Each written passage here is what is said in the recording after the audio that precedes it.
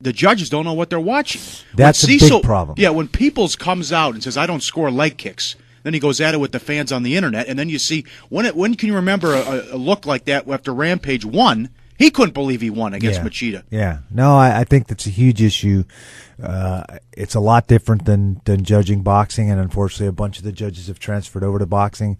They don't understand a lot of the intricacies in our sport, who's controlling the tempo of a fight, who's actually technically scoring, and I think that they see some superficial things like Rampage moving forward the whole time in that fight, and they attribute that to him winning those rounds, and I think technically that's not what was happening. So we've seen a couple disparaging judgments in some of the fights in recent months. So it sucks. It sucks to be a fighter and have that happen to you.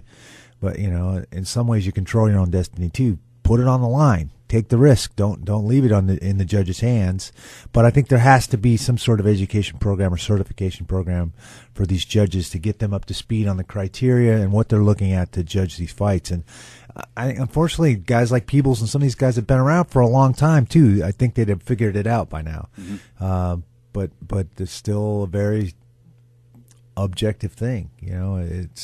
And we need to make it more subjective. That was the whole reason to go to the round system in the first place, because you could individually make it very, objective, who won each round and then who won the whole fight. Back in the day, it was just one long round, and one guy would win 14 minutes of the fight, but the last 2 minutes, the guy would get tired and lose, and that's all the judges would remember. So I think it's still way better than it was, but we still got a ways to go.